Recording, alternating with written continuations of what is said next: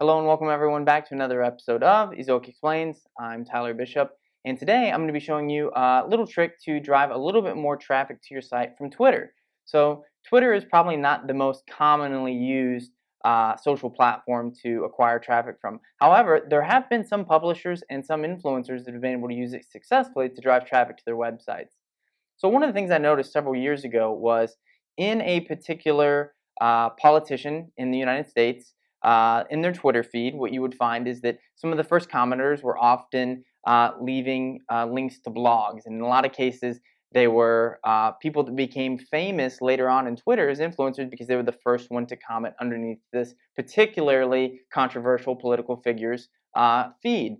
And so one of the things that I gleaned from that was just how much attention those top comments were getting. And so what I found is that there was particular opportunities that maybe weren't trying to tap into rage or discontent inside of a political system, but rather people that might be interested in topics that I had on my site Injury Health blog. So to show you that this is actually a strategy that works, I'm here looking at the Google Analytics for my site Injury Health blog, and you can see there's a spike right here between March and April, and that particular spike was because there was a certain athlete in the NFL that had a small injury to their MCL. And so I had actually written an article about this on Injury Health blog about the time that it takes to recover, the different versions of the strain, and when surgery was necessary and when it wasn't. And so what I found is that there were several NFL reporters, Adam Schefter being a really common one for ESPN, and I was the first comment underneath his announcement of this particular athlete's injury.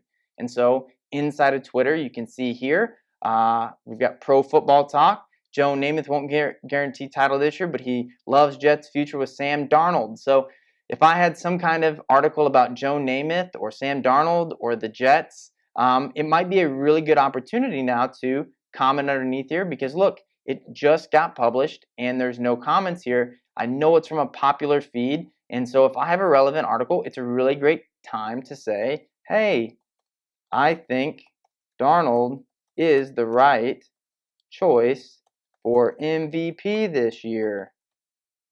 And then I can share my article, MVP, Darnold. If I had an article about that, it'd be a great place to put it because I can share my perspective, I can grow my Twitter following, and it makes me relevant on this platform. So there's definitely some ways that you could hack this that are not so ethical and probably a little bit spammy, but if done correctly, meaning what you're going to do is basically take your content and find really great fits on Twitter. This is a really great way to go. And you can use the new Twitter features, which have gotten a lot of bad feedback, to essentially find this stuff. So whether you go to Explore and you go through and you find news or sports or something relevant to your content, you can find this information and then dig in here and start to find, even right now, like a particular topic. If you had content about professional wrestling, for example, this is trending right now, and it's not necessarily that you have to be right on time because you may have people now that are talking about this news that have popular accounts, and you can hop in here and maybe share some of your content and your perspective there. As always with any social platform, it's always better if you're doing more than just sharing links, but sharing your perspective, and I think that that's how this strategy works best. This has been another episode of Ezoic Explains.